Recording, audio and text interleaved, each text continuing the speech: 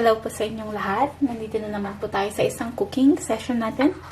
Ngayon po ay magluluto po tayo ng palabok. Ito po yung mga ingredients. Simple lang po yung gagamitin natin ngayon. Meron po tayong white onion, garlic, patis, or fish sauce, oil, vegetable oil po yan. Tapos konting cornstarch, at saka aswete powder. Gagamit din po tayo ng rice flour. Meron din po tayong pork broth po. Optional po siya. Pwede rin po kayong gumamit nung Knorr cubes na pork flavor. Pero kasi mas gusto ko yung natural. Meron din po tayong giniling na baboy. Meron din po tayong prawns o shrimp.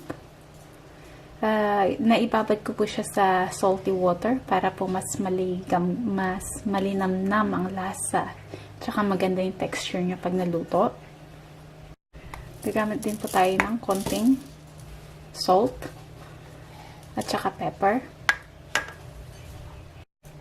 And of course po, yung bihon natin. Naibabad ko siya sa cold water. Meron din po tayong chicharon. Meron din po tayong chicharon. Ito po ay nabili ko sa Green Hills. Yan, mukhang masarap siya. Kaya gagamitin ko siya ngayon. Meron din po tayong spring onions. Ilalagay na po natin yung bawang natin, yung garlic.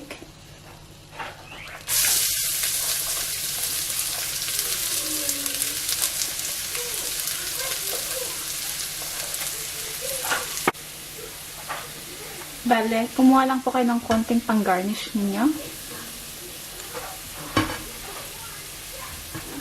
Kung gusto nyo po ng marami, kailangan nyo pong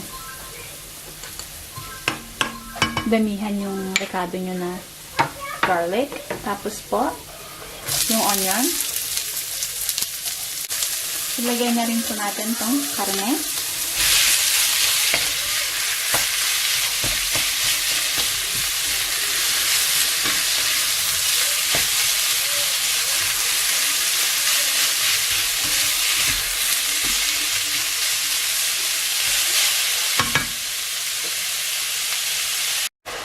Lagyan na din po natin ng ground black pepper.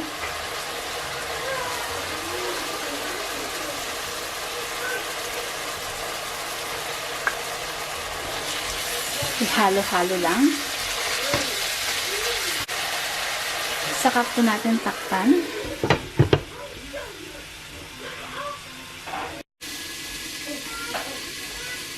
Buksan na po natin. Ang gagawin ko natin, ipapagilid lang natin to, itong karne. Tapos, sa half niya, doon natin ilalagay ang konting oil. Tsaka, itong prawns po natin. Ilagay lang natin sa gilid para maluto.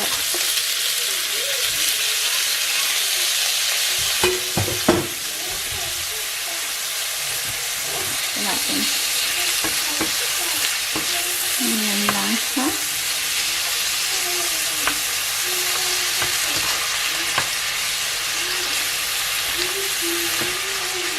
So, lutuin lang po natin siya ng 5 minutes. Dito sa gilid.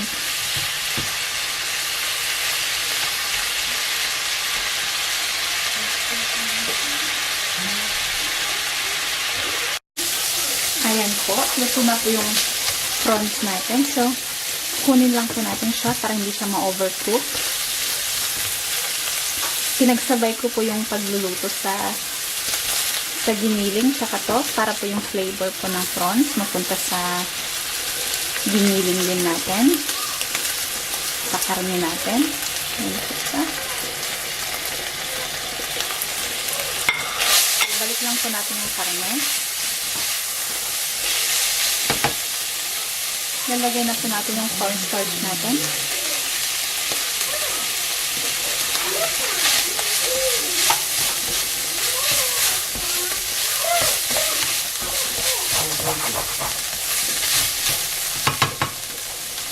Tsaka po itong oswete natin.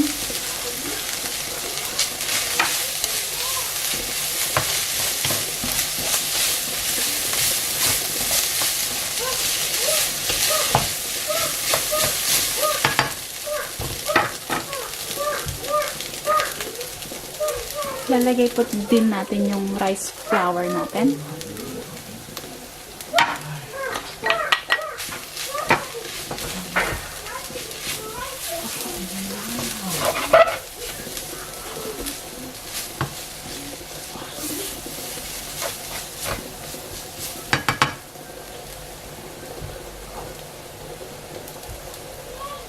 Tsaka ito pong pork broth natin. Lalagay na din natin.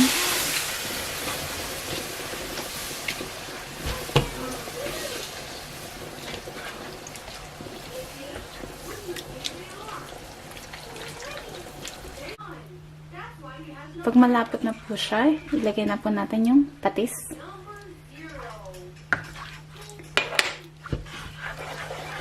Pwede rin po kayo magdagdag ng asin. Depende sa anong alat ang gusto ninyo.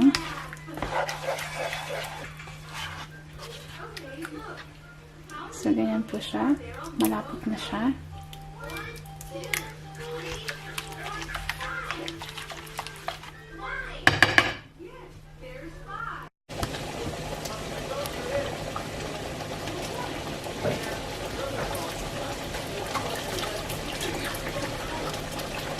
Bigyan po natin.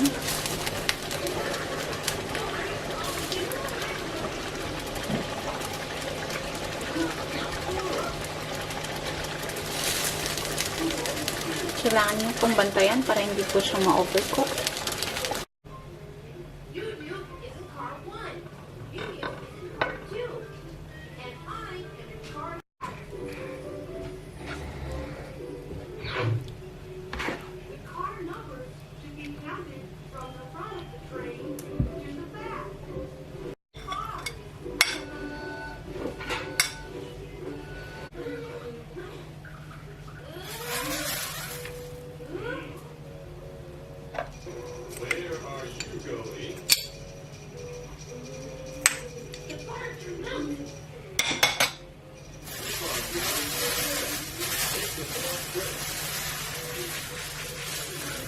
Charon.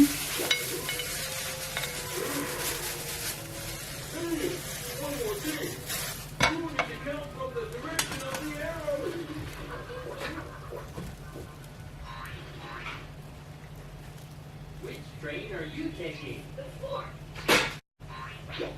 Okay.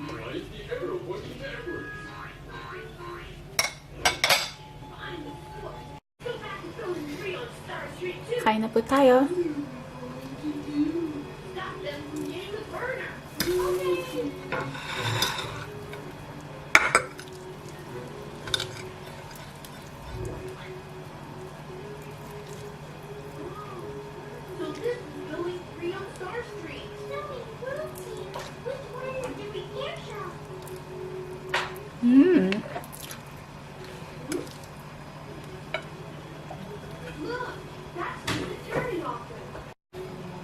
Lasang Jollibee po siya.